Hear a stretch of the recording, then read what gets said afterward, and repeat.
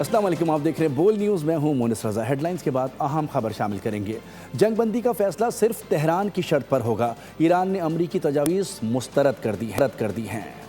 جنگ کے خاتمے کے لیے اپنی شرائط پیش کرتے ہوئے ملک کا دفاع جاری رکھنے کا اعلان کر دیا۔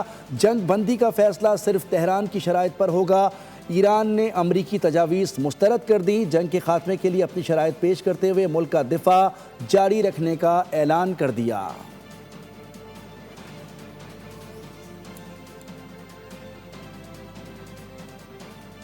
امریکہ ایران مذاکرات کی کوششوں کو دھچکا۔ جنگ بندی کے لیے شرائط واشنگٹن نہیں تہران طے کرے گا، ایران کا دو ٹوک اعلان۔ امریکی تجاویز مسترد کر دی، امریکی پیشکش کو حد سے تجاوز قرار دیا۔ ایرانی حکام کا کہنا ہے کہ ٹرمپ کو جنگ کے خاتمے کا وقت طے کرنے کا اختیار نہیں دیا جا سکتا۔ مذاکرات کی امریکی اور اسرائیلی باتیں قابل اعتبار نہیں۔ ہم پر 9 ماہ میں 2 مرتبہ مذاکرات کے دوران حملہ کیا گیا۔ ایران کے خلاف جارحیت کے بعد اب کوئی بھی امریکی سفارتکاری پر اعتماد نہیں کر سکتا۔ جنگ کا اختتام صرف تہران کی شرائط اور ٹائم لائن کے مطابق ہوگا۔ ایران نے جنگ کے خاتمے کے لیے 5 شرائط سامنے رکھ دیں۔ مطالبہ کیا کہ حملے اور ایرانی عہدیداروں کی ٹارگٹ کلنگ بند کی جائے۔ جنگ کے دوبارہ آغاز کو روکنے کے ٹھوس اور ضمانت شدہ اقدامات کیے جائیں۔ ایران میں جنگ کے نقصانات کا تعین اور ہٹ جانے کی ادائیگی کی ضمانت دی جائے۔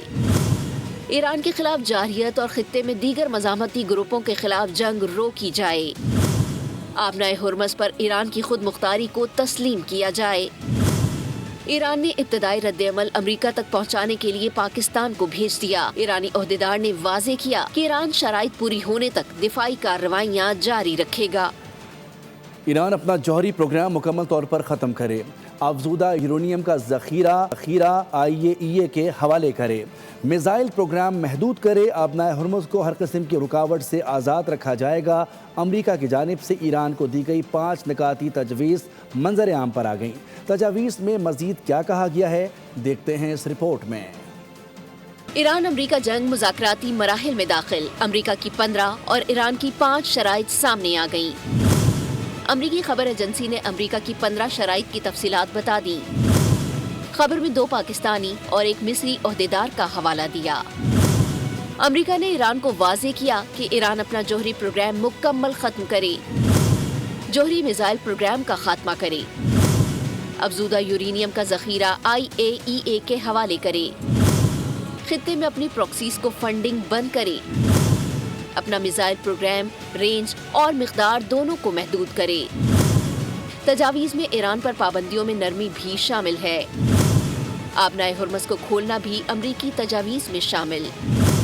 ایران اور امریکہ کے درمیان سویلین جوہری تعاون بھی تجاویز میں شامل۔ امریکہ نے پیشکش کی کہ اپنے سویلین نیوکلیئر پروگرام کو آگے بڑھانے کے لیے امریکہ سے مدد لے۔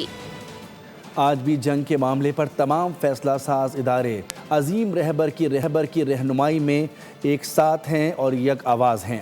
ایرانی صدر مسعود پزشکیان کا کہنا ہے کہ شہید ایرانی سپریم لیڈر کی ہدایت کے مطابق اہم معاملات میں فیصلہ متفقہ ہوگا۔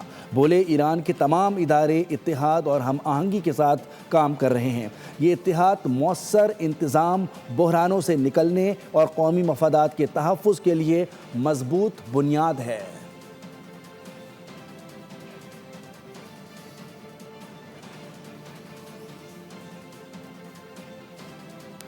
مصری وزیر خارجہ بدر عبدالعاطی نے ایران کی طرف سے امریکی تجاویز مسترد کیے جانے پر رد عمل دیا ہے۔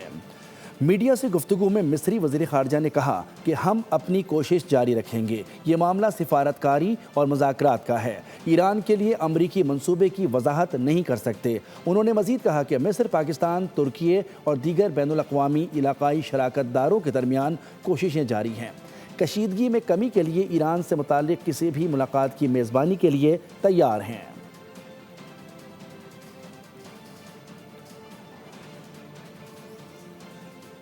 معروف امریکی صحافی کرسٹن ایمانپور نے امریکی صدر کو جھوٹا قرار دے دیا۔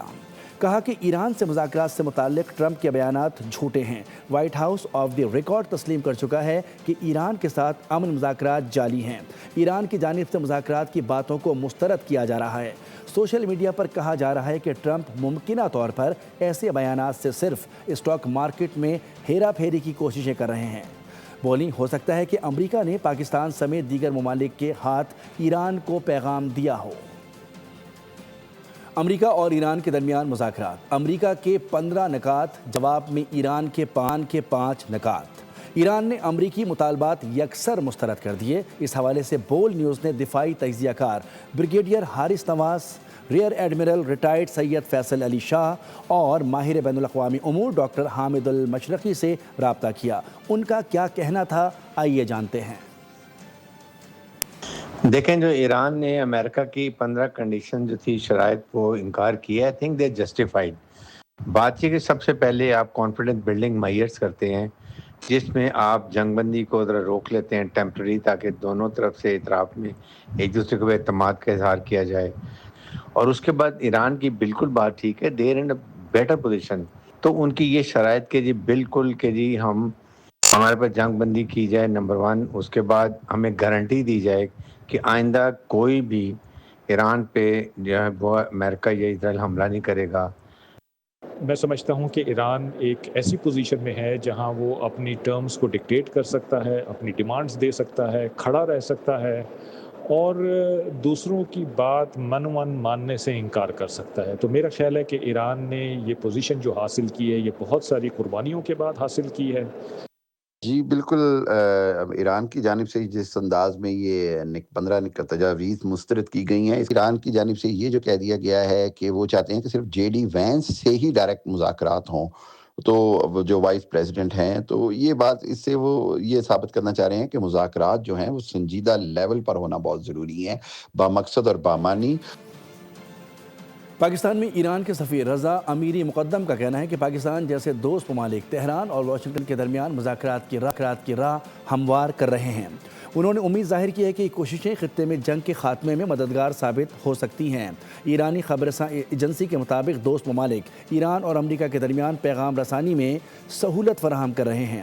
پاکستان سمیت کئی ممالک کشیدگی کم کرنے کے لیے سرگرم ہیں۔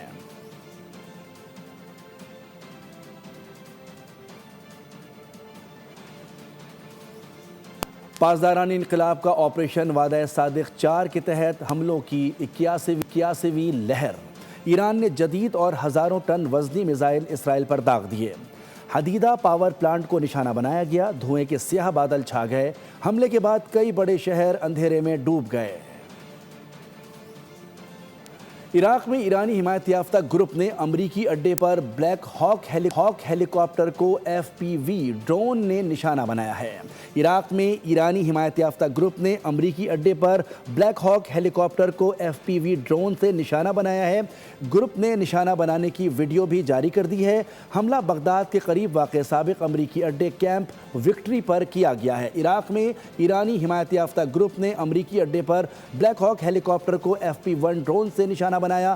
گروپ نے نشانہ بنانے کی ویڈیو بھی جاری کر دی۔ حملہ بغداد کے قریب واقع سابق امریکی اڈے کیمپ وکٹری پر کیا گیا۔ سبسکرائب کریں اور بیل دبائیں تاکہ کوئی خبر رہ نہ جائے۔